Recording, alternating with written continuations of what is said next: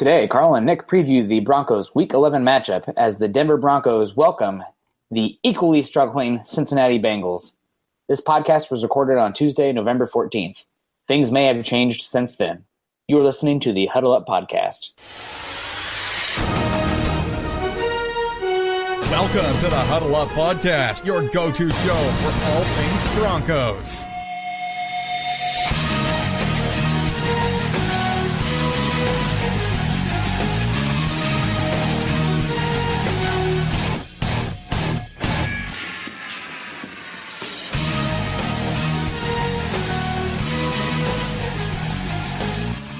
Once again, Broncos country, it is time to huddle up. I am Carl Dumler, and with me, as always, we have Mr. Nick Kendell.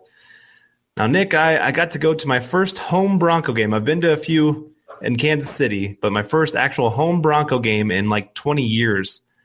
To put it into perspective, I have not been to this new stadium until this last Sunday. My last game was at the old Mile High, and it was a little different. I don't know. It was a different feeling, but it was not a great game to go to, that's for sure. Yeah, I did not envy you in that regard, and we both caught some big L's this week. I traveled 3.5 hours north to watch the Iowa Hawkeyes muster up 66 total offensive yards against the Wisconsin Badgers. So I was all hyped up after, beating Ohio State, and then, oh man, Madison's not that far of a drive. It's pretty. It's not bad. Let's do it. Don't regret going up there. I mean, I hung out with some of the football players' moms. They gave me some adult beverages. That was a good time. Very nice people, Iowans and Wisconsin people. I mean, here are Coloradans for sure, but man, I gotta love those Midwesterners. And it was a fun time, but man, we got smacked. And then coming home Sunday to watch the Broncos get smacked against the Patriots, and then have to do that Facebook Live afterwards, knowing the comments are going to be just people tearing each other apart. It was a rough football weekend. It was a rough football weekend, to put it lightly. I can see that. Yeah, I was surrounded by Pats fans. That made it even worse. So they're sitting there cheering and looking over at me like, "Hey, did you see that?" And I'm like, "Yeah, I got eyes. Thanks a lot." It was not fun. And then I got back to the hotel and was telling my wife of how terrible of an experience it was. And I walk in the room and she says, "Man, you smell like weed." It was pretty heavy at the stadium there. And as we're talking, my daughter decided to call 911 on the hotel's telephone. Oh, because you smell like pot? Daddy's different. Yeah, that even adds to it. But so that was a fun one to explain to the hotel management of why 911 was called. But no, it was a fun weekend with the family. Just not a great football game to go to. Yeah, not the best. Speaking of, this is a little aside here, but just for funnies, I definitely made a mistake of dialing 911 when I was a kid as well. I was at my parents' house, and they had dial-up internet, right? Back in the day, the old AOL dial-up. Mm-hmm. And my buddy's phone number was, it started 391, and the next digit was 1. I did not press the 3 hard enough. So it was 911, and I heard them say, 911, what is your emergency? I hung up the phone, like, oh crap, I'm in trouble. And then my dad's trying to get up dial-up, and he can't get on for some reason, because the cops and 911 are trying to get back to us, like, oh my gosh, is there an emergency? Long story short, about 3 minutes later, there are 3 cop cars out in front of our house, and I'm thinking I really messed up. I was probably like 6 or 7 years old, but man, definitely scary when you accidentally call 911, especially as a kid. That was my wife panicked and jumped off the bed, ran over, hung up the phone. I said, "Honey, you got to tell them that it wasn't an emergency. Otherwise, They're going to try to call back." And about 2 minutes later, here came management with a very big security guard that probably should be playing for the Broncos. And yeah, it was quite the experience. And oh man, learning experience with kids. You'll find that one out too. You've already experienced it yourself, but it's a whole new thing when you're the parent having to explain to the cops why there is not an emergency. Yeah. I mean, I have a kid. That's the emergency, like help, SOS. But other than that, oh man. But we better get back to Broncos football because, well, as you all know, that's what this podcast pertains to. And, of course, we're going to be bringing you the game previews every single week to get you ready for the upcoming game and how to be watching the game, hopefully, as a smarter fan. With Nick and myself being film junkies, we'll be bringing you these previews with a scout-based perspective, breaking down the matchups from a player's skill set and X's and O's perspective. You can follow myself on Twitter at Carl Dumler MHH, as well as follow Nick at Nick Kendell MHH. And be sure to tweet us any questions or opinions you have because we live for talking Bronco football. You can also follow the podcast Twitter account at HuddleUpPod. Make sure you check ours and our co-writers' written content at milehighhuddle.com, a part of scout.com, and an affiliate of the CBS Sports Digital Network. We know you listeners are as football and Bronco crazy as we are, so please give us a click and subscribe to us on iTunes, as well as Stitcher. And don't forget to share us on Facebook and Twitter. We wouldn't be here today without you listeners, so please take the time to rate and subscribe to let your voices be heard on how you enjoy the show. Hey gang, Chad Jensen here. Nick and Carl still have a lot to get to previewing Broncos versus Bengals, but first, we have to say thank you to our sponsor, Audible. Get a free audiobook download and a 30-day free trial at audibletrial.com/huddleup. Over 180,000 different titles to choose from for your iPhone, Android, Kindle, or MP3 player. Look, we don't always have time to sit down and turn the pages on the books that we want to read, but Audible allows us to do so while we're doing other things. We're multitasking, we're driving around town on our commutes, or we're working in the yard or in the kitchen. So do yourself a favor, get that 30-day free trial and a free audiobook download at audibletrial.com/huddleup. So here we are, week 11, obviously 5-game losing streak, longest since 2010 before Elway took over. And I kind of thought maybe this week we'd mix it up just a little bit in the key matchups and kind of highlight maybe how we would change things up to win those key matchups. Maybe not what they're actually going to do or what they've been doing, but how we'd maybe change some things up. Just, I don't know, just get into that coach's mindset for this upcoming game, because obviously some changes need to happen. We keep hearing Vance Joseph say, we got to do better. We got to make better decisions. We got to clean up the mistakes, and us coaches got to do better. And every week it's the exact same thing. It seems like it's getting worse each week, actually. Oh, it's been bad. But I guess, is there any way, just looking at this season, is there any way to salvage anything this year? Yeah, we can figure out what the heck we're doing with a bunch of young players, and specifically the quarterback position. At least have some directionality. That's the thing. I don't know if you're listening to, Chad and Will's, obviously, their podcast, other listeners out there. But yeah, this team just doesn't feel like they have direction right now. They're just in a free fall. That might be partially because of mile high expectations, every year. But right now, where is this team going? It's definitely frustrating as a fan. It is. You get used to certain expectations, and especially since Elway's been here, it's been the win from now on mindset. And to reach a point now where you're going, let's evaluate for next year, and you still have 6-7 games left here. Yeah, it's not a great feeling. 7 games, yeah, 7 games, but every team goes through this at some point. I'm trying to remind myself we are spoiled as Bronco fans. We've had winning seasons. Well, 2011, I guess, was 8-8 season, but since then we've had winning seasons every single year. We've had 2 Super Bowl trips, playoffs every year, but 1, and I don't know. So it was kind of. You and I both expected a little bit of a down year anyway. And so, yeah, time to do a little bit of evaluating, get some of these young guys in, see what they can do. I'd love to see Hop Henderson maybe get a few carries, maybe actually get into a game. Yeah, be active for a game. Yeah, that would be nice.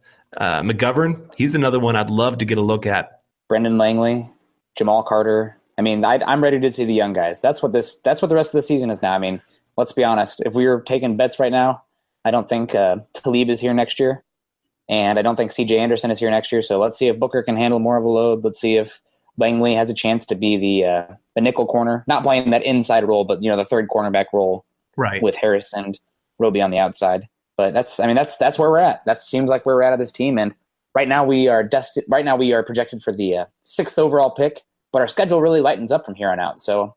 I'm not cheering for the Broncos to lose, obviously, but it would really stink to play ourselves out of a top 10 pick and then have to take a reach at quarterback, like the 4th quarterback off the board or something, or, an offensive tackle just for the sake of taking an offensive tackle. Right. That was somebody had asked me earlier about that very thing of would you rather go the draft for quarterback or free agency? And I made the comment, I said it kind of depends on where we end up in the draft. If we got a chance at a couple of the top guys, and I don't want to give away some things that we're going to be talking about here pretty soon, just kind of getting a little hype train for an upcoming podcast that we are working on of some quarterback looks at the draft. But if we're going to be getting that 4th guy that maybe shouldn't be going in the 1st round, then yeah, you got to go the free agent market. But if we got that chance at one of the first 2, maybe 3 guys, I don't know. You and I are kind of in the same boat. Erickson, a little bit different boat on some of that. But like I said, we'll get to that as time goes on. But like I said, for these key matchups, I wanted to look at these and see if maybe we can make some changes on how the Broncos should attack them. And our first key matchup, and this is a big one that the Broncos really should win big time, and that is the Bronco front seven versus the Bengals offensive line and Joe Mixon. And Joe Mixon, he was a guy that Elway loved. Elway tried to trade up and get this guy quite a few times in the second round and just never quite got it done. I think many people are kind of now hoping maybe they would have, just with how well or how bad our second round pick has been. Do we have a second round pick? I don't know. He's on the bench for sure. But anyway, that's here nor there. Joe Mixon, very talented running back, explosive, big playability. But really this year he hasn't done a whole lot. This Bengals running game has just been pretty terrible, honestly. One of the worst in the NFL. I think they are dead last in yards rushing and second to last in yards per carry. And this Bengals offensive line, it is crazy how quickly they've gone from probably top 5 offensive line to bottom 5 offensive line in the NFL in 1 year. Yeah, they're actually a unit that we can point to. People criticizing the Broncos offensive line. They're not great, but I can definitively point to the Bengals offensive line and say that's a worse unit. Absolutely. Not even a question. Yeah, exactly. And it's been both run and pass. Yeah, they're bad. They've given up the 11th most sacks. I saw a stat the other day of Andy Dalton actually is pretty good under pressure, but he's under pressure a lot. So he's got a lot of practice at it this year. And yeah, it's just been terrible. And Joe Mixon, he can do a lot of things, but when he's getting hit in the backfield, that's something that any running back's going to struggle. Saquon Barkley, just thinking of next year's draft. I've had a lot of people say, he's had 2 terrible games. Is he really still the best prospect in this upcoming draft? Well, his offensive line has been terrible. It's not like he all of a sudden just fell off a cliff. No, it's just they've faced some better competition and the offensive line's not holding up. It's crazy how those things all kind of work together. Yeah, I agree with you. I was listening to some talking heads the other day talking about did the Cowboys make the right decision taking Ezekiel Elliott 4th overall instead of Jalen Ramsey. And thinking about it, I probably would have taken the corner just because I definitely value shutdown corners, especially ones that can play man. But for the Cowboys at the time, I can't fault them for the Elliott pick because they already had a great offensive line. And to add that running back to an already established offensive line, that builds a team-defining unit, So right. A team if the Broncos had a good offensive line and they had a chance at Saquon Barkley, I still might take Saquon just because he's that talented. But when you have that offensive line, you can add that piece just to complement it and be a identity-defining part of your team, then I think you go there. But I'm with you 110%. This Bengals offensive line is bad, and even though Mixon is a great talent, I think he's definitely has an uphill battle because, they lost Andrew Whitworth, who I'm still bitter that he didn't come to the Broncos. He'd have been my priority number 1 free agent in the offseason. Even though he's older, he's now with the Rams and playing still excellent football. So some of those people who were worried about Garrett Bowles being older, don't worry so much about offensive line being a little bit older. That's not as big of a deal. Whitworth is 35, 36 now? Yep. Still playing great football. Still playing awesome football. Look at what the Rams are doing this year. It's almost frustrating as a Bronco fan to see what they're doing after that offensive turnaround. And then they also lost really good to the Browns, who were building a solid offensive line, just really stink at wide receiver, quarterback, and running back, and coaching in front office and culture and everything. But besides the point, this Bengals offensive line is bad. I do have some questions about Joe Mixon's ability. It's never been about, is he athletic or can he make guys miss or is he an explosive player? Yes to all of that. But he does tend to be a guy who wants to kick everything outside. And there are creases. I did watch some of the Bengals tape the last 2 days, especially that all-22, because I like to break down the trenches and you get a better view with that all-22 tape. And there are creases there for Mixon, but he just looks like he's a guy who doesn't trust his eyes. And instead of taking those holes that are opening up, he's kicking it outside right away. So that's going to be big for the Broncos. And that's really big for our edge defenders because specifically Shane Ray, they've been really struggling at containing the edge, crashing inside, cheating, so to speak, as I like to call it. And if you lose that gap integrity when you're the edge defender, that can lead to some big plays. And we've seen that the last few weeks, specifically at Shane Ray's side. Right. That Eagles game, 37 carries for 197 yards, 3 touchdowns. There was some contained plays that just, so frustrating to watch. And it is, I think the Broncos on defense, they've gotten undisciplined here the last few weeks. They know that they have to go out and make a really big play. And so that makes them take chances that they really shouldn't be taking anyway. They're a great defense. The big plays are going to come, but right now they're not playing that way. And watching the Patriots game, watching it live, they really didn't have a great yards per carry game. I mean, they still rushed for under 100 yards. I think 99 yards is what they had. But it was them picking up those third and fourth and short plays where they'd get the 1 to 2 yards. And the Broncos just not able to get the push, not able to make the big stop in the backfield like they were in the first few weeks of the season. And so it's just, this is what I would call one of those get right games for the defense. The Bengals, I would say that they might be a worse offense than the Broncos. That's hard to say. It'd be close. I don't know which way I would go on those, but I think they're averaging like 16, 17 points a game. So they are a terrible offense. This defense, they should dominate. If they give up 30 points to this team, it's embarrassing, honestly. That's what I would say. It's just a very embarrassing thing if this defense can't dominate this Bengals offense. They have to hold their own. Offense has to go out and score a few points because the Bengals defense, will get to them a little bit more. They're pretty good. They have some talent on the defensive side. But offensively, I would say it kind of goes to our next key matchup, and that is A.J. Green versus Talib Harris or Roby, because they'll rotate on him. I think Talib will probably be on him the most, just would be my guess, because A.J. Green likes to play that right side, and Talib pretty much stays on that side most plays. So that's going to be the main matchup I think you're going to see. But my question to you with this is A.J. Green, one of the most talented wide receivers out there. I'm not one that puts him in the upper echelon of wide receivers, like with the Julio Jones and Brown from Steelers. I don't put him quite a level, but he's up there. He's still a very, very talented guy. So my question to you is, what do you do with him? Do you leave him in single coverage and say, Talib, we're going to trust you this game? Or do you send help to that side? I probably still send help to that side because how good he is down the field, especially, I mean, he's, what is he, 6'4", 215 pounds with arms that are almost 35 inches long. I mean, that's offensive tackle arm length right there. And then he has big hands as well and can really jump and just such an acrobat in the air. Very clean route runner as well. I mean, I'm surprised you're not a big fan of him because big guys that can run routes like that are pretty darn impressive to me. Normally they're a little bit more lumbering.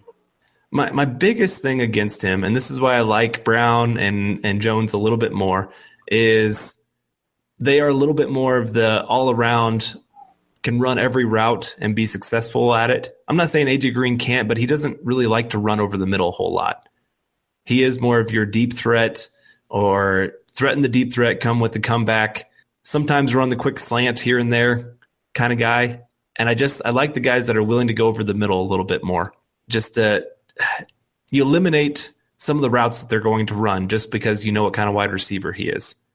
Counterpoint to that over the middle talk, though, maybe a guy like Julio, who was going over the middle, is now starting to be zapped a little bit because he's getting injured, and that as a result of taking some of those bigger hits over the middle. I hear you, though. You want a tough guy that can go over the middle and bring those down, but at the same time, it does play a long-term factor. Yeah, it depends. I guess A.J. Green, I like him if you have certain receivers attached to him. If you have more of that possession guy that can go over the middle, that they have to still worry about. And there for a while they had that with, I'm trying to remember who they all had there. Marvin Jones, is that right? Yep, they had Marvin Jones there for a while. And I'm trying to think as well. Let me see. They did have Mohamed Sanu. Really good for the there you go. So those kind of guys, they were great possession receivers that you still had to worry about covering those areas. And so then A.J. Green, he could be your deep threat, and they could have to keep safeties in certain spots. I'm not sure that they have that as much right now. They have Brandon LaFell, who's okay. He's not great, but he's John okay. Ross. And John Ross, he has finally gotten healthy. So I'm interested to see how that changes the offense. He hasn't been really healthy all year. Got his first start, or not start. I guess he played this last week, really. And I don't know. I just, with A.J. Green, like I said, I feel like you need some other players just to help take a lot of pressure off him so he could be as dynamic as he is. He's still a great player. I'd still put him top 7. I just don't know about that top 5 range for me. I think he'd be in that 6 and 7 range. And you're right. Those other guys, they're going to break down a little bit more, although A.J. Green has had some injury issues the last couple of years. Yeah. So I don't know. There's just something about him. There's something that I just haven't seen from him that I've seen from other guys that I just would say are the elite guys. Who are your top 5? You said you keep saying 5, but you listed Brown and Julio. Who else is up there for you? You're a wide receiver guy, so I'll take your question. Okay, put you on the spot. I can edit without the put on the Jeopardy time right now while you're thinking.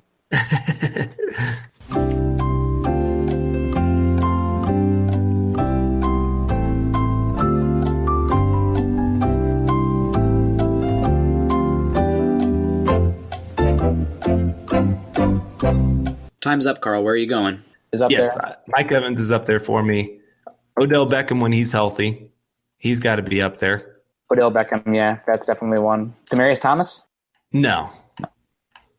Top 10. I like Thomas, but Thomas has always frustrated me a little bit because he is that big wide receiver and he's strong, but he doesn't seem to win as many 50-50 balls as I would like.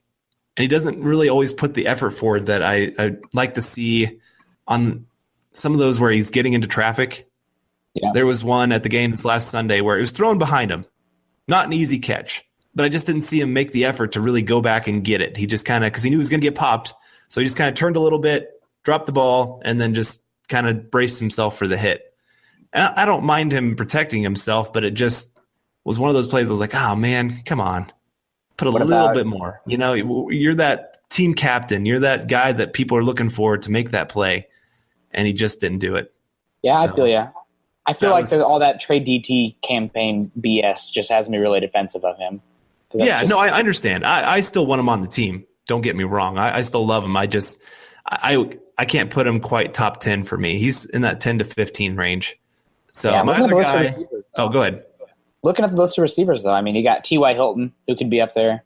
Des Bryant's really taken a step back. I don't know if you've seen a lot of his tape recently, but he's not the same Des Bryant as before. I don't have him top 10. Jordy Nelson, when healthy, is pretty good, but he's been pretty banged up quite a bit lately. I would. Stephon Diggs is top 10. I think. Stephon Diggs. Oh, yeah. He's been a monster. He's so underrated. It's crazy how underrated he is. My other receiver I'd have up there, and he hasn't put up the stats, but I blame that more on the quarterback than him as a player, and that's DeAndre Hopkins.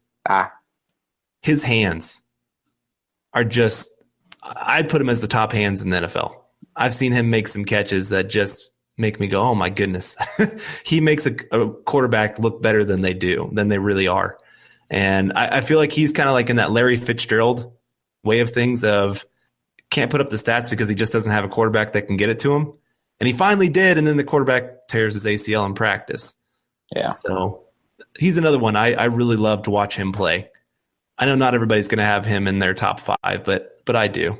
Yeah, I definitely have AJ Green in my top 5. I think top 3. Julio, Antonio Brown, and AJ Green. But I love those big physical freaks that can win as that flanker wide receiver down the field. And that's what AJ Green brings. I do agree with you. They will use Talib on him more. And hopefully they have a safety bordering or shading that way a little bit, because I think this Broncos offense or defense can survive with, some paper cuts. But if you're giving up a big 60, 70-yard touchdown pass to AJ Green with how our offense has been struggling, you can't let that happen. And if you're leaving him one-on-one, that's asking for it. I mean, they're going to take that shot. Andy Dalton is no fear throwing it up to AJ Green because he's come down with it so many times. So agreed. And he's kind of in that Calvin Johnson when he goes deep look. You just throw it up to him because you think he can come down with it. Even when he's covered, you still want to make that. You just want to at least attempt it a couple times a game. So Broncos got to get ready for that. I agree. I would put safety help on that side. I don't see any other weapons that make me go, man, we got to keep other guys around. Tight end, they're not looking all that great. Tyler Kroft, he's okay. He's big. He's huge, but he's not a good athlete. Right. John Ross is the one guy, just because we haven't really seen him on the field and how they're going to try to use him, that could be a little bit of a matchup nightmare. When you have 4-1-40 or whatever the heck it was. Right. And then, Brandon LaFell, you cover him one-on-one. You don't offer any extra help on that. Yeah. And they haven't really used their running backs a ton out of the backfield. A little bit, but not compared to some of the other teams that we've played recently. This is really one of the best matchups for this Broncos defense, really the Broncos in general. The Bengals, they can't put up a whole lot of points because their offense is limited. defensively, and we'll get into this here a little bit, but teams have really attacked them with the run game and have found decent success. Not great. They are a good defense, but this is going to be a low-scoring game unless there's just tons of turnovers, which, as we know, the Broncos are prone to do. So that's the only way I see this game getting out of hand, is if the turnovers just continue like crazy. Yeah, I mean, it's so cliche to say turnovers are a key thing, but I mean, it's so true. We talk about it every week, but if you're turning the ball over like the Broncos are, the Broncos have won, I think it's 30 games in a row when they win the turnover battle. And we're like negative in the double digits now in the turnovers this year. So it's so indicative of how, if you're going to win football games and how you're playing. And right now it's not good. Right. When you think of this, you think of this last game, just special teams alone. And these weren't all turnovers, but you got the muff punt to start off the game, which leads to 7 points. You got the return kickoff. That's another 7 points. You got the 12 men on the field when they were actually punting it to us, and then it leads to another touchdown. That's 21 points just from those 3 stupid mistakes. And otherwise, it's a 20-16 game, and it looks like the Broncos are really competing well with one of the top teams in the NFL. Yeah. That's the difference between a close game and a blowout. Yep, absolutely. And you look at a team like you stack the roster up on the Patriots defense to the Broncos defense. Broncos defense is way better. But week in and week out, year after year, Bill Belichick and his defense, even if they're missing some talent, they might struggle to begin the year. Then they just start clicking. They don't make mistakes. They don't shoot themselves in the foot. And they, just do their job. Do your job and the rest will work. Right. And I mean, you heard Vance Joseph talking about a couple weeks ago how the defense kind of fell apart because people are freelancing, not playing with discipline because they're trying to make stuff happen. You touched on it as well. And that's how you lead to these big plays. That's how the run defense breaks down. I mean, you have to have 11 guys play after play, executing, doing their job for these defensive structures to work. I mean, Joe Woods is getting a lot of heat, as he should. All the coordinators, coaches are. But if the team isn't executing, it doesn't matter. It doesn't matter how talented you are, honestly. If you're not executing, it's not going to happen for you. This isn't college football where if you execute poorly, if you're Alabama against Saginaw Valley State of the Poor or whatever the heck small school they play every year, it doesn't matter then. But in the NFL, everybody's talented. So you can't go out there and play like the Broncos are, just coughing the ball up, committing penalties, too many men on the field, not enough men on the field. I mean, JC, I'm not going to curse in front of you, Mr. Pastor, but come on. It's so frustrating. It is. It really is. God. I hate to be, Mr. Negative, but it's just, we haven't won a game since that Raiders game. Disheartening, frustrating. I mean, you can see it on social media and the comments. I mean, I don't live in Colorado, but I'm guessing it's probably just been a permanent state of cloudiness. I know Colorado is one of the sunniest states in the country, but it's probably just been nonstop overcast there since that Raiders loss because it just seems doom and gloom over there in Denver. And I don't blame them. I mean, this is a team with high expectations, players with high expectations, especially on the defense, and they're falling flat. They look like a top 5, top 10 worst team in the league, and that's just something they're not used to. So it's frustrating, but again, sorry I'm ranting, blah, blah, blah over here. But I agree with you. This roster that the Bengals have and just how they've been playing, I think the Broncos have a chance to get back on the winning track here. And as long as the Bengals don't have a revelation and they start using their running backs in the passing game, because they do have running backs who I think would be really good in the passing game, definitely a matchup issue with the Broncos. Joe Mixon's a very good athlete. And then you got Giovanni Bernard, who was the first running back taken in, I want to say it was the 2013 draft. But if the Bengals were smart, they'd use those guys in the pass game a lot because the Broncos have shown time and time again that they're going to struggle with that. Will Parks, for being, giving him some credit against the Raiders weeks ago, he was god-awful against the Patriots. Brandon Marshall looks like somebody sucked his soul out or something. He's been playing horrible. Catching punts, too. What the heck's going on? God, what the heck? Yeah, did you see he put that on Twitter? I caught a punt today. Yeah. I mean, when you're losing like this, at some point you just got to laugh at yourself, I guess. I mean, that's probably pisses some people off, too. But, what do you even do? I was watching the game, and I'm just literally just laughing. My girlfriend's getting mad at me because she's getting pissed that the Broncos are getting kicked in the teeth. And I'm just laughing because it's – I hear the yakety-yak playing in the background. Just comedy for the special teams out there. So, sorry, totally got off track there. We did. But that's all right. I mean, it's on everybody's mind as Bronco fans right now. Every one of us are having these same thoughts of how in the world can this team just be doing this terrible, because it's been so long since we've seen them struggle like this. And thankfully, I'm kind of with you where I've kind of reached that point of just expecting it. So it doesn't really bother me as much as it did in years past. I still remember, I still have hateful feelings of that Raiders game where they blew us out. Oh, yeah. Was that 2010? I blocked that out, so I have no idea what you're talking about. Okay, I'm sorry. I'm bringing back terrible memories here. But back then it was just kind of like, oh my gosh, I just wanted to punch something and just punch a hole in the wall, whatever it would be. And now I'm just kind of like, well, this is where this team's at. And unfortunately, that's the case. And it's a mix of everything. Players not doing their job, coaches not coaching well, teams very divided, players calling out coaches, coaches calling out players. It's been a mess of a mess of a mess. And you and I, we've been talking to Eric a ton this week of just like, what are they doing? They make decisions that just have us scratching our head every single day. And I was kind of thinking that a little bit today, and it's not a huge head scratcher, but we wanted to hit on this a little bit of Kasim Edebali being cut. I guess I didn't expect it. He's played quite a decent number of snaps. He's been, I guess, maybe the fall guy for special teams.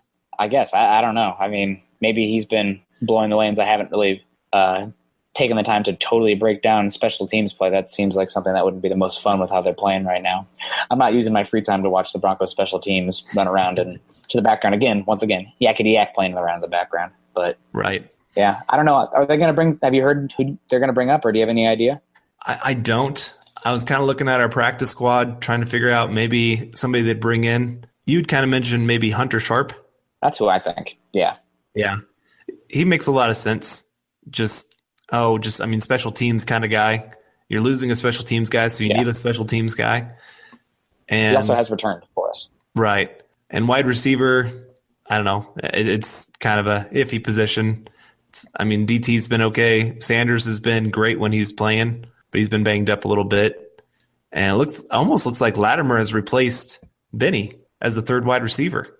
Yeah, after Benny had that multiple drop game, I haven't heard anything from him. And Latimer, his wife or somebody in his family always retweets me when I tweet about him. But seriously, I cannot get enough of his blocking.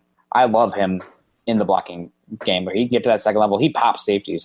His rookie year in preseason when I think he knocked out Bethea, the 49ers. I mean, not dirty, just literally just popped him. And that's something that it's cyclical. I mean, obviously the running game is not getting big plays right now because the passing game is then opening it up and we're playing from behind, yada, yada. But, I mean, when you can get those wide receivers blocking that hard at the second level and you can get somebody explosive out there like, I don't know, D'Angelo Henderson, you can get to that second level and then a wide receiver gives him a lane at that second, third level. I mean, that's the big plays, and we just have not been having those. Right. Yeah, that's the difference between a 8-yard run and an 80-yard run. I kind of mentioned, I remember Benny Fowler, it was a play where Jamal Charles bounced it to the outside, and he had a free lane. I mean, it was crazy. And Benny Fowler came up to block his guy and completely whiffed. And he was the last guy for Jamal Charles to beat. And I don't think Charles expected him to be there because he expected that player to be blocked. And turned into, I think it was like a 3 or 4 yard gain. But there was like nobody beyond that one guy. And Benny Fowler just missed his guy. So, yeah, I can understand why they've made the change. Fowler hasn't been getting it done. He doesn't seem – he started out so good. He had that 2-touchdown game to start the season, and it's just been downhill ever since. I don't know what's all going on there for him. But, yeah, the whole team, it's chaos right now. That's the best word to describe what the team is. Yeah, and they're pointing the fingers at each other. It's frustrating. But anyway. Hey gang, Chad again. The fellas still have a lot to get to, but first, we want to say thank you to our sponsor, Morty, M-O-R-T-Y, the newest and smartest way to get a home mortgage. If you've ever bought a home, you know that the mortgage process can be some of the most confusing and painful hours of your life. Take it from me as somebody who has gone through that process.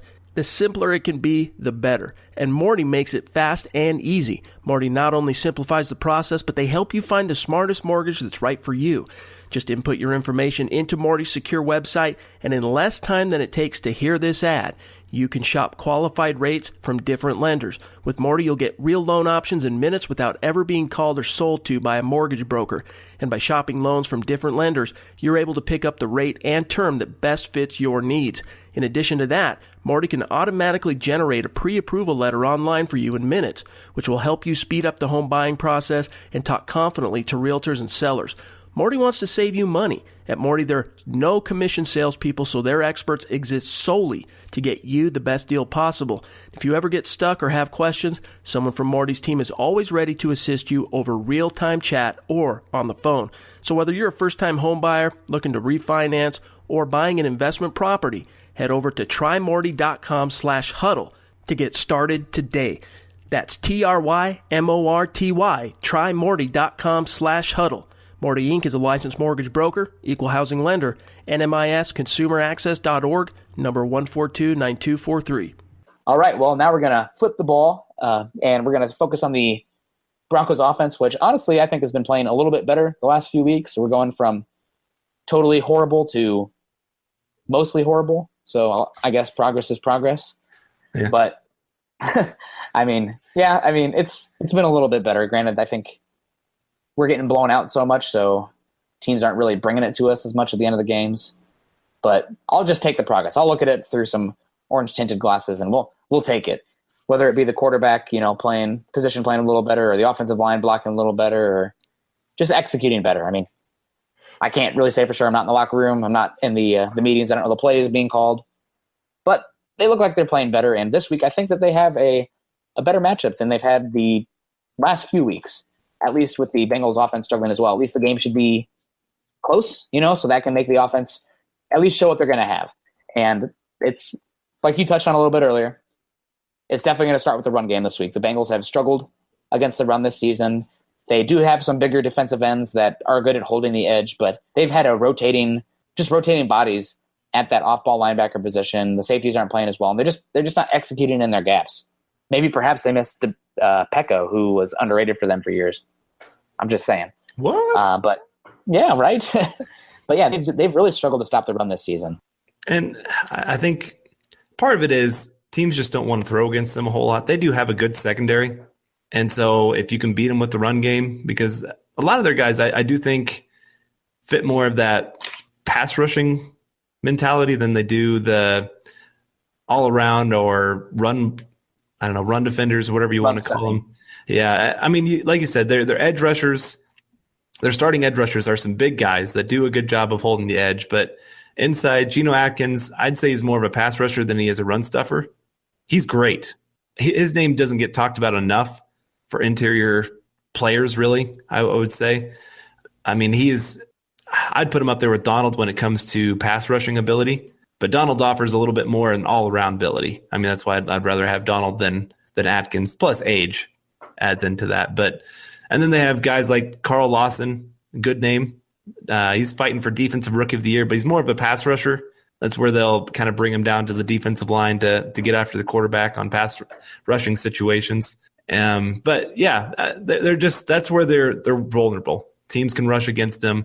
I watched that Titans game. They love to attack the middle there, but they got some big bruisers too, and they got some powerful offensive line guys going too. But no, that's where I would attack with the Broncos.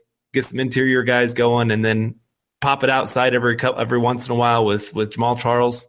Try to get him to the edge. I wish they'd get him more involved in the offense. I really don't know why not. He looks explosive. He's not Charles of old, but he's still an explosive player.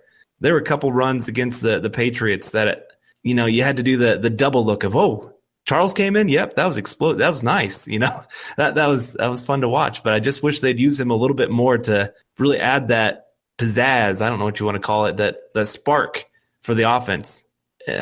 I don't know what they're doing. That's what I say every single day when I get on Twitter and look what the Broncos have done for the day, or talk to you guys and Eric and oh goodness. But no, they're vulnerable against the run. And so the Broncos really need to just rely on their running backs. That's the strength of their team on offense. Run the football behind that big, strong offensive line that's actually doing really well. I think they had one of their best games of the year against the Patriots. Pass blocking wise, I think they only allowed a couple pressures And run blocking wise, I think they averaged quite a few. I think it was like 4.5 yards a carry or something like that. Yeah, I think you're right. So, I mean, when we're looking at how the offensive line has been doing, 2 of the last 3 weeks have been 2 of their best games of the year, if not their best games of the year. Eagles game was not great, but the other 2 against the Chiefs and against the Patriots, they've looked good. They have not been the reason that we've been losing, at least in those games. So this is an opportunity again to control the ball, especially being at home, maybe get a lead early on and see what they can do. Yeah, I agree with you. And they have had some injuries on the second level.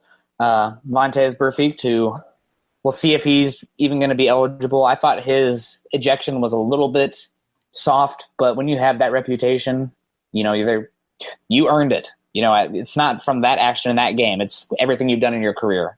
And I think it was his first ejection in a game as well. I might be wrong there, but that blows my mind. And Kevin Minter did not play last week either. A free agent signing from them from the Cardinals, off-ball linebacker from the Louisiana State Tigers.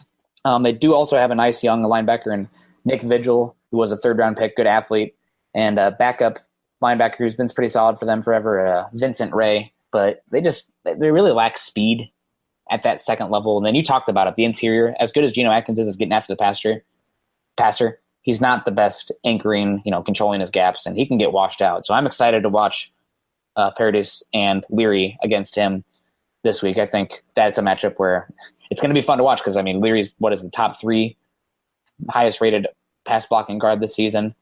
And Atkins is one of the best pass rushing defensive tackles. But Broncos should be able to run the football. They have to run the football, and this is a game where hopefully they'll start to get it together. And I wouldn't mind seeing some more McGovern and Elijah Wilkinson in there as well, getting some of those younger guys some reps, just seeing what we have, how they can get better, and tape for them to improve on. Definitely. Something else I'd really like to see the Broncos do this week.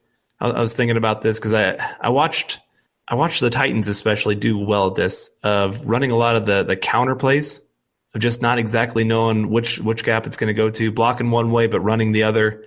And you talked about the speed of the linebackers is not great. So if they take one wrong step, their gap can really be vulnerable to a speed guy, especially like I said with Jamal Charles. Get him an open space, get him an opportunity just to have that little bit of a seam, and we got ourselves a big play. And CJ Anderson and all those guys have really talked about it, that they're missing the big play. And it was the same in the Patriots game where they had a couple big plays, but it wasn't to finish. It wasn't a play that got finished in the end zone. Always ended in the red zone, and then they couldn't finish off with a touchdown. So needing to see just one time of just seeing these guys break loose and see what they can do. But yeah, like I said, this is a really good opportunity for a get-right game for the Broncos, really right some wrongs, get some positive vibes going back in the locker room and with the team. They have, I think, strength of schedule-wise, the 5th easiest schedule remaining. Yeah, I think you're right. It's either 4, 5, or 6. Yeah, somewhere in there. But it's one of the easier schedules remaining. I think the only team with a winning record they have left is the Chiefs. Yes. And it's at home, so not too bad. But I don't know. We'll see how they do. There's a lot of jobs on the line over these next 7 weeks. And especially for the coaching staff, I'm interested to see what all happens there. Because if they can't win some of these games, at least go 3-4, I think there's going to be a lot of jobs up for grabs this next year. They might even have to do better than that to even save a few more other jobs. But I don't know. It's a crazy time as a Broncos fan. Unprecedented in the Elway era, put it that way. And you touched on it as well. We don't really have a bullet on this, but I did want to touch on these guys, give them some love. But this Bengals secondary, especially at the cornerback position, does have some serious talent. They have 4 first-round picks, I believe. 4 first-round picks? Yeah, that's right.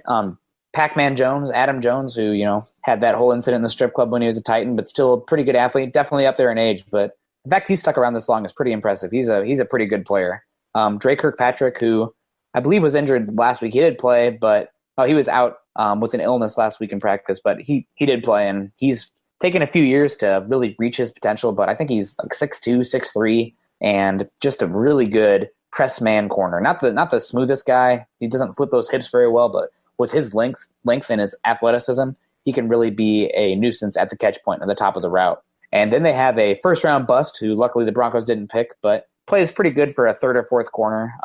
Darquez Denard from Michigan State. Never been the best pick for them.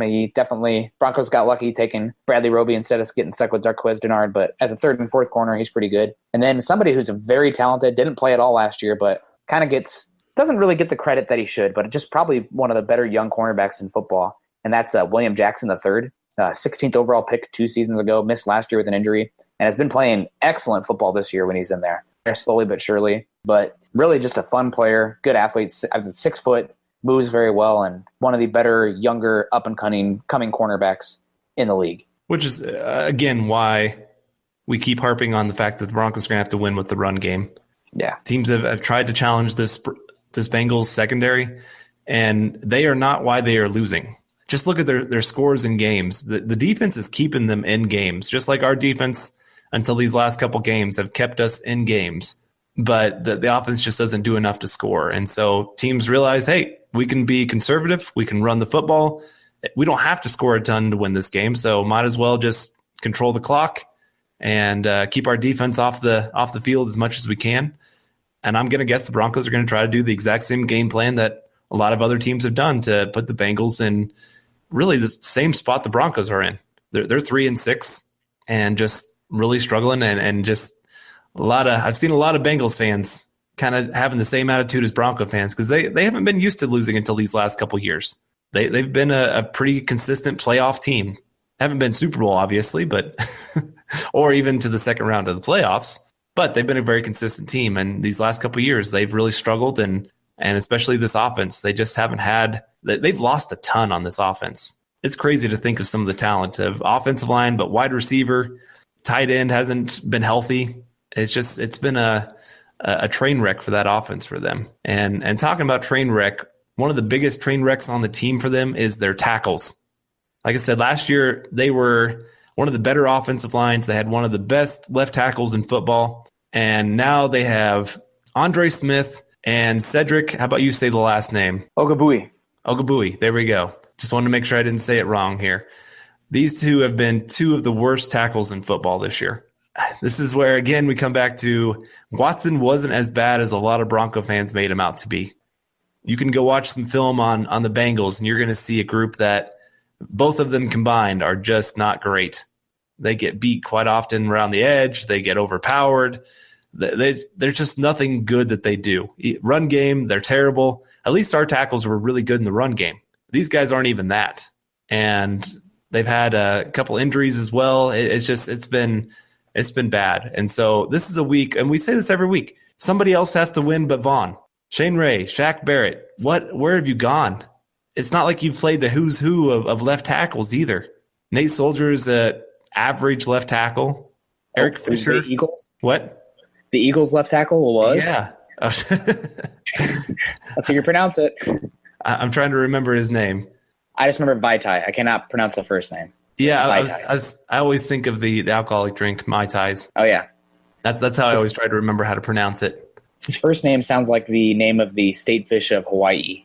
It's like Humu Humu Numu Numa Apua Vaitai. It seriously is something like it's a pretty awesome name. I wish I had that name. It always makes me think of that skit that what's the group that did the names for like the Senior Bowl or something like that. Oh, Key and Peele. Yeah. That group. Oh goodness! If you haven't seen that skit, you need to go watch it. But again, this is a week. Shane Ray, Shaq Barrett, somebody has to show up. Even on the interior, they're not great on the interior either. No, they're not. They're really not. Somebody. I'm going to get into my guy of the X Factor for that very reason. Because Von Miller, he is a one-man wrecking crew. Double teamed, triple teamed. He's still getting to the quarterback. There was a couple times in that Patriots game he got so close. I really thought, like the whole crowd, I think thought that he'd gotten there and it caused a strip sack. Because, I mean, everybody was cheering, and then all of a sudden we realized that somehow Mr. Torn Rotator Cuff Bennett had the ball in his hands and was running down the field because he was wide open. Screw that guy. Oh, my goodness. I'm sorry. He is. Screw that guy. He and his brother, they are quite the characters, that's for sure. But anyway, again, front 4 guys, they got to go out there and win this battle. Defense, this is such a get-right game. I can't believe how – this is probably the easiest matchup for this defense all year. It really is. We got the Jets coming up. I would put the Jets over the Bengals. Maybe. I don't know. They don't have any true game-changing weapons. And I'd say the Bengals' offensive line is probably about even. I don't know. It's close. They both stink. Yeah. Agree to disagree on that one. Yeah. But yeah, they are close, though. So a great matchup for the Broncos. Somebody go out there and win. And like I said, that brings us to our X factor. And last week I picked C.J. Anderson. Had to be the guy that went out there and really just took over, kept the game where the Broncos offense was on the field, kept the Patriots defense or Patriots offense off the field. And I mean, he didn't do too bad, 10 carries, 54 yards. But really with the offense, it wasn't a matter of moving the ball. We had talked about this. The Patriots, one of the worst defenses when it comes to yards per game. Where they thrive is red zone defense. They show up big time when it comes to points. And yeah, they couldn't finish off drives. C.J. Anderson got close on a couple of them, but by the time the game was so blown out, the running game was just pretty much non-existent at that point. And Nick, I couldn't quite remember who yours was. I looked at the old notes. I did not see it in it, so I can't remember either. I think I said DT. We'll go with DT because that's what I wrote my piece on. I don't think it was DT. Gosh darn it. What was it? Well, either way, I wrote a piece saying DT was the key matchup, and he played pretty well, I thought. He had that drop, but struggled there. And Emmanuel Sanders also had his best game of the season. So our wide receivers, although Brock Osweiler might not be that big of a step up from Trevor Siemian, I think our wide receivers are happy to have him back because their stats are definitely improving. Definitely improving. Well, this week I picked Derek Wolfe. And big part, he's been incredible in the run game this year. Really stepped up. That whole unit has just been so much better. And Wolf has been a big part of that. I watched him make a couple plays down the line of scrimmage in that Patriots game, which was really fun to see him make a couple plays in the backfield. But he really hasn't been that great of a pass rusher this year, at least compared to years past. That 2015 season, when he finally came off suspension, he was a man on fire. He was starting to show that he was that top 10 all-around defensive end in the NFL. And this year, I haven't seen that interior pass rush from him. So this is a game where he has an easier matchup. I think he can go out there and be a dominating force, really get into the face of Andy Dalton. And he needs to be. He's one of those guys he's been talking about. I'm ticked off. I hate what's going on. We hate losing. Well, go out there and make the big play. Go be the deciding factor of getting the turnover or getting the big strip sack or whatever it may be. I just want to see him go make a play, especially in the pass game. Yeah, I do wonder if his ankle is still an issue. I wouldn't be surprised at all if when the season gets closer or something like, Derek Wolfe scheduled for ankle surgery, just because that was a serious sprain and he's definitely looked slower and hobbled compared to years past. But maybe that's just part of football. It's starting to add up. The hits and the injuries and playing rough and especially playing the trench play. It's not for a long time. That's why I never fault those guys for making as much money as they can while they can, because you don't have a long window in the NFL. Yeah, I think he went on the radio last week or the week before, and they'd ask him if he was hurting. And he said, yeah, got a banged up ankle, banged up knee, got a bruised kidney. He had his dislocated finger. That they didn't know if he was going to play against the Chiefs, and he ended up playing. So for those who, I don't know, get after players for not getting on the field, these guys, they take a lot. It takes a beating on their bodies. I've talked to ex-players, and many, especially just even college guys. I had one college kid I talked to. He wasn't a college kid. He was like 45 years old. He had 22 knee surgeries.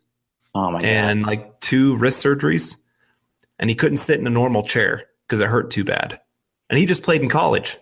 Yeah, it's a rough game. I mean, I love it still, but I'm glad I didn't play super long because, well, you've seen everything with the head injuries and long-term effects. So we'll see. They definitely got to make it a little bit safer, but it is what it is right now, right? Anyway, moving on. For me this week, I have Ronald Leary. It's pretty self-explanatory. Ronald Leary is probably the one of 2 players on this team that deserve to get a trip to the Pro Bowl, play this season. And he's been playing great football, but this week he's probably against as far as I can remember, the best interior. That's not true. Fletcher Cox. Besides Fletcher Cox, this is the best interior defensive lineman he's faced this season in Geno Atkins, especially as a pass rusher. And Brock Osweiler, he's been better in the pocket as far as stepping up and moving around and avoiding pressure and getting rid of the ball when he needs to. But he can sometimes struggle, especially when there's pressure in his face. Saw that with the Texans last year. And Ronald Leary's been one of the best pass blockers this year, but this is a real hard test for him. So Ronald Leary against Geno Atkins and his ability to hold up in the pass game and also open up holes in the run game is a huge matchup this week and definitely the X factor that I'm looking forward to watching. I like it. That's definitely a huge matchup in this one. He wins that battle, good chance our offense can do a few things. Yep.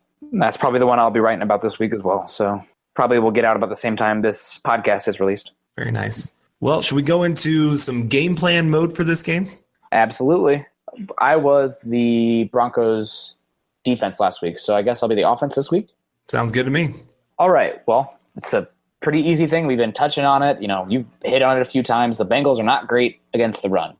And this means that the Broncos should probably run the ball a lot. They did lose Jonathan Williams to the Saints practice squad this week, but we are still very deep at running back. C.J. Anderson, Jamal Charles, Devontae Booker, and DeAndre Henderson hopefully going to get some more touches here soon with the season kind of looking more of a evaluation season the rest of the way. And as long as the Broncos, don't shoot themselves in the foot on special teams or throw pick six or fumble it for a fumble six, I guess, whatever you call it, the defense or the Broncos offense should be able to at least control the pace of the game better than they have since the Chiefs game, which honestly, we didn't really ever control the pace of that one. We were always a little bit behind. We almost gave up 21 points in the first quarter. So that said, hopefully we can control the pace of this one a little bit better. We can play football that we've wanted to play all season with our defense hopefully controlling the game, not letting the Bengals get off to a quick early start. And that means we can run the football, and that opens up the play action. But for me, it's definitely going to be running the football. And I'm running it at Geno Atkins. He is a wider guy, 285, 290, up the middle. Broncos tackles have not been the best. I'm not sure what you're going to get at Barber in the run game on the right side. But if you can use that inside, those hog mollies on the inside, Leary, Paradis, and even Garcia, who's up and down, but has some splash plays, especially as a run blocker, I think that's the way you get them. So if you can establish that run game, keep the game close in that regard, then open up some of that play action where Brock Osweiler looks like he doesn't have issues throwing the ball down the field, giving Sanders and DT a chance to go make plays outside the hash marks. I think that's how you win this game from an offensive perspective. Of course, you got to protect the football, not give those decent Bengals cornerbacks a chance to make a play on the ball. But I'm attacking them in that way. I like it. Now, I was just kind of thinking maybe we should do game plan mode for the special teams. Oh, God. And my thought was kick it out of the end zone every single time. Catch the football. Yes, don't put the football on the turf. There you go. Easy. That's it. Stick in your run lane. Stick in your lanes. Gosh darn it. Those stupid freaking punt returns. Every time, like the one against the Chargers where people were kind of getting after Dixon. I saw like 3 special teams guys that vacate their lanes. I think one of them was Edebali, so that's one of the reasons he's probably gone. But just play disciplined. Don't try to do too much. Do your job. Sorry. Seems simple. It seems so simple, but it is what it is. But okay, so defense. Here's what I'm doing. I am not blitzing this game. Maybe a handful of situations, but going back and watching and this Bengals team, and I found these stats.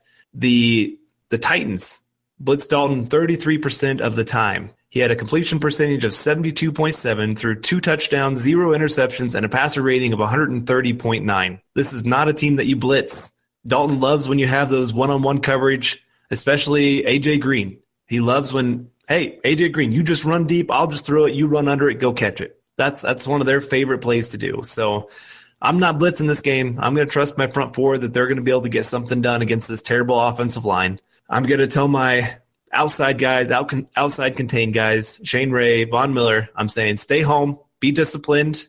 Don't let Joe Mixon bounce it to the outside. Let our inside guys go make their plays, and you play outside in. And then, again, like I said, with A.J. Green, you're double teaming him almost the entire game. I know I don't have him in my top 5, but he's probably in that 6 or 7 spot. And he is such a big play threat. You just can't let that one player go beat you. I always love, and not always love, I respect the heck out of Bill Belichick and the way that he coaches that defense. Because their game plan is, I'm going to take your favorite weapon, I'm going to take the strength of your team, and I'm going to sell out to stop it. And I'm going to tell you that you have to beat me any other way but your strength. And so for the Bengals, that strength is A.J. Green. I'm saying anybody else go out and beat our players. So I'm having Justin Simmons is mostly my guy because he's that athletic freak. Plus, I love Darian Stewart more in the run game, coming down, crashing, making plays. Although Justin Simmons isn't terrible, he's a pretty good tackler. I watched him make that. He laid some wood. And then I've never seen him lay wood like that. I know I kept having to. Is that really 31 making those plays? That was pretty special to see. But no, he's a very sound tackler, and I think he's getting a little bit more aggressive in the way that he's hitting players. But still, I just want Darian Stewart coming down, making those plays in the run game. So, and Justin Simmons, he just has that big play threat. That maybe when one of those thrown up, he gets the pick because he outleaps even AJ Green. That'd be a fun battle to see who could outleap who. I think AJ Green still has him a little bit, but it'd still be a fun little jump ball competition between the two.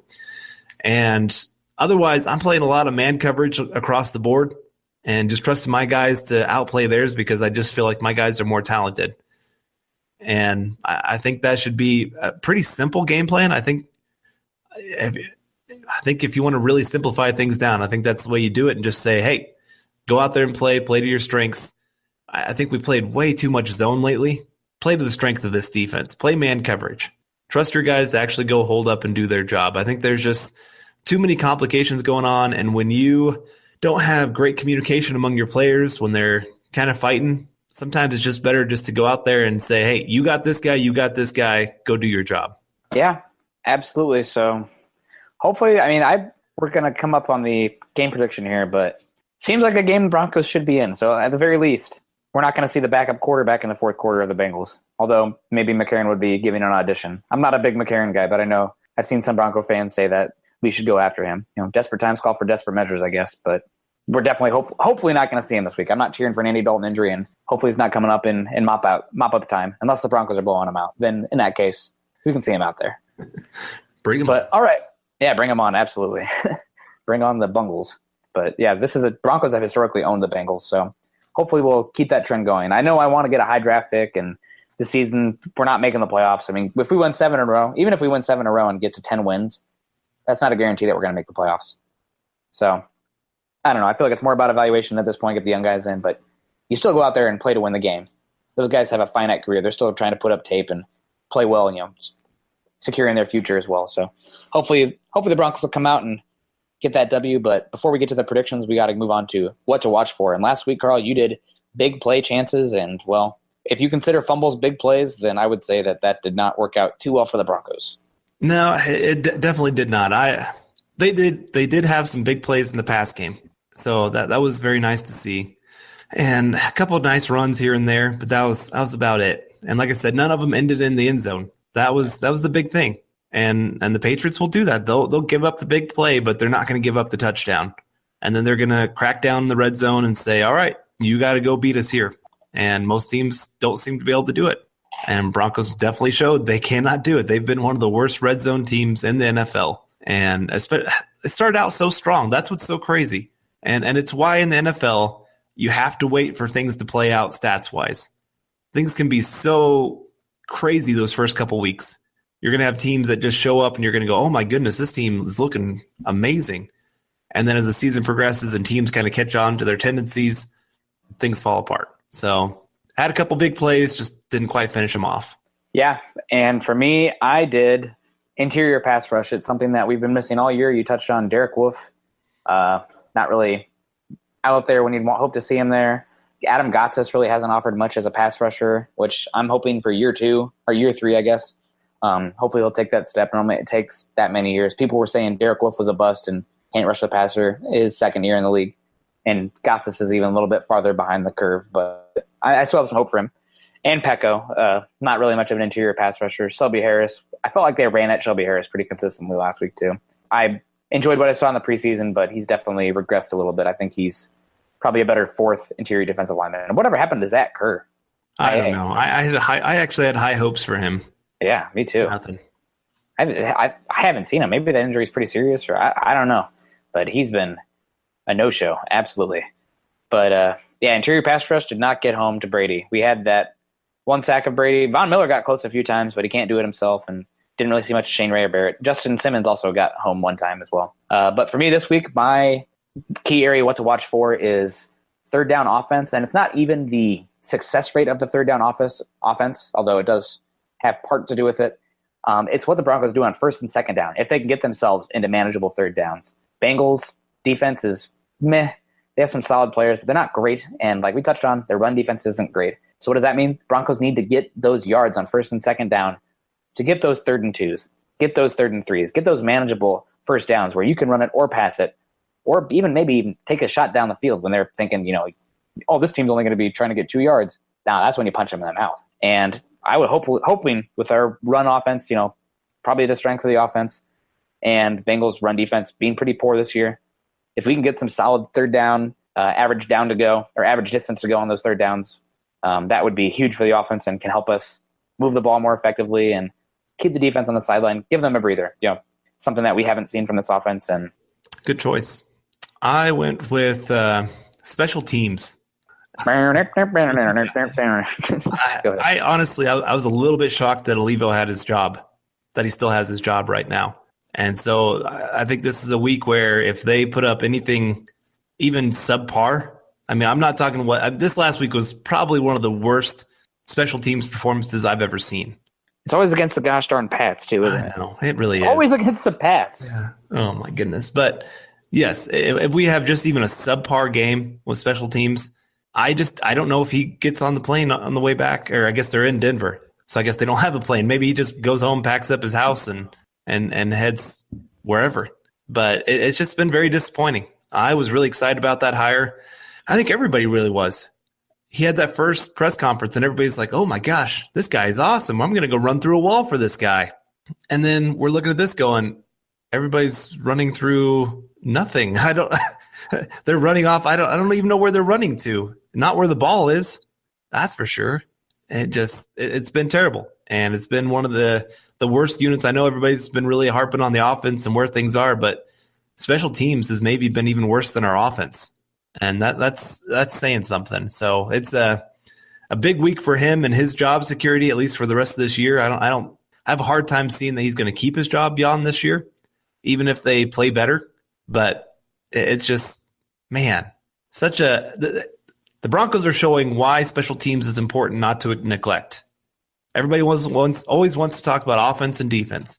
Special teams is always kind of the left out child, or the young child that everybody kind of ignores, or the middle child. I guess that's more the term I'm looking for. Yeah. And right now they're showing exactly why you can't ignore them, because if they're great, it can be the difference between it can actually win you some games. If they are terrible, it definitely loses you games.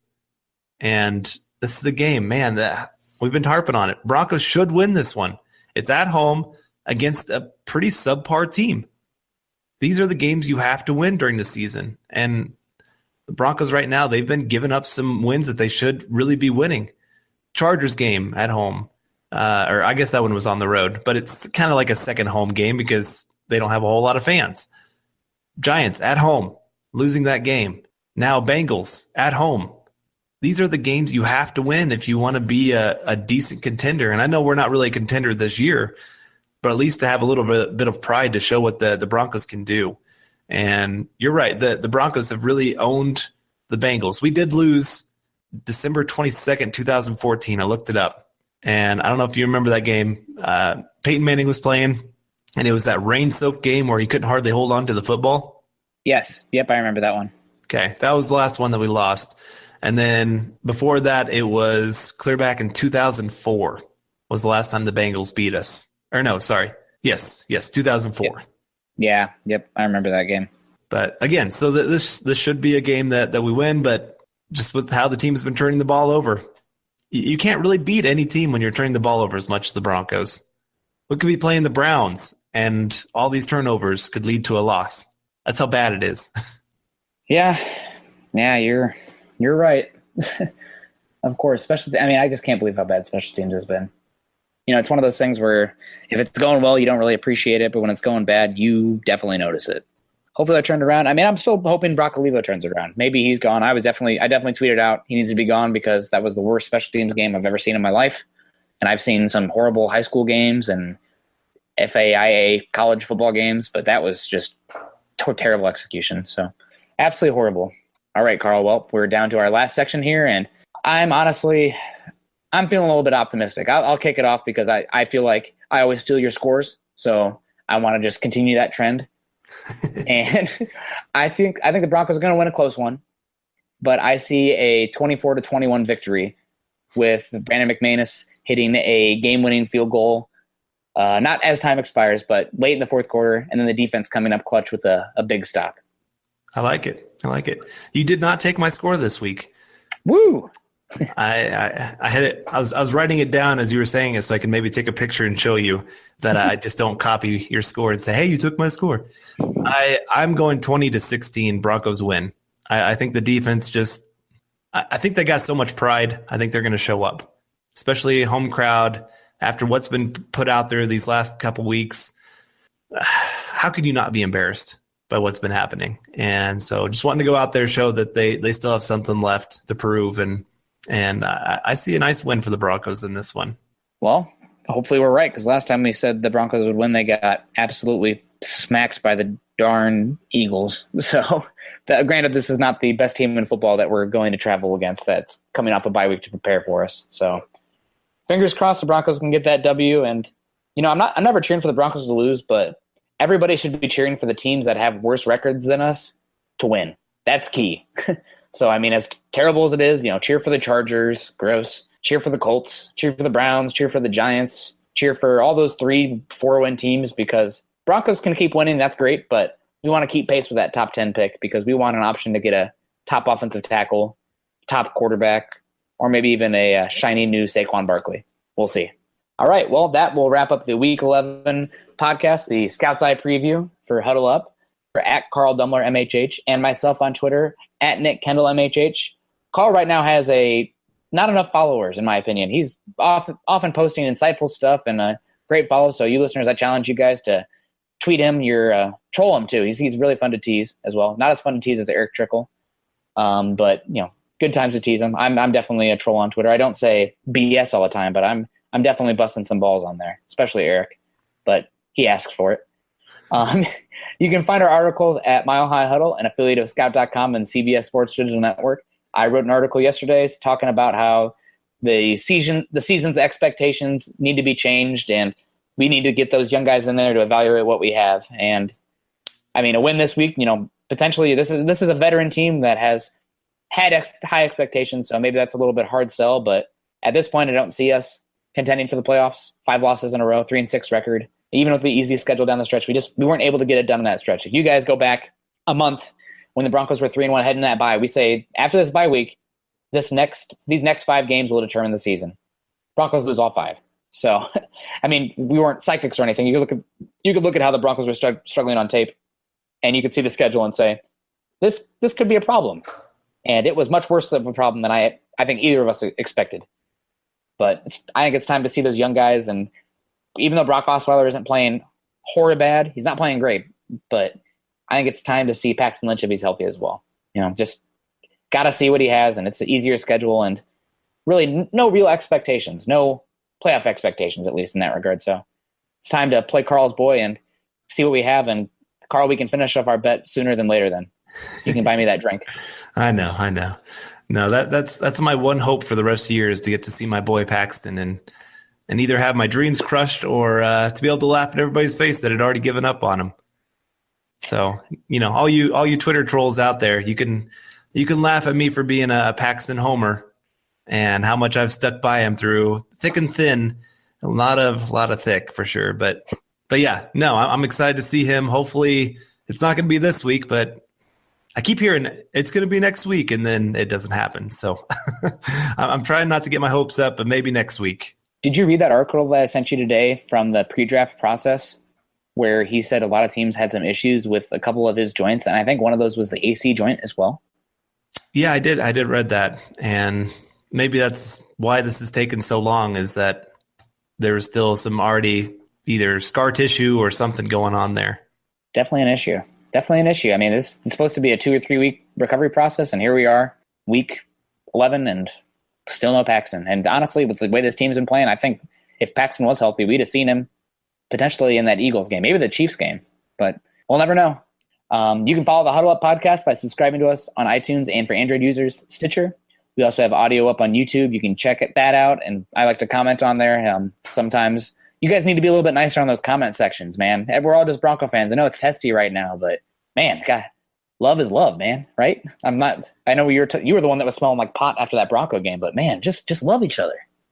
We got it spoiled. We're not the Browns. This is one bad season, and we're ripping each other apart. It's gonna get better, right? It's got to get better. At least I think it's gonna get better. I mean, I trust Elway still. You can follow us on Twitter at Mile High Huddle and at Huddle Up Pod. Again, please be sure to subscribe and rate us and reach out to us, as we love talking with you guys. For Carl Dumler, I'm Nick Kendell, wrapping up another episode of the Huddle Up Podcast. We hope you enjoyed it, and we will see you next week. Go Broncos. Mile High Huddle.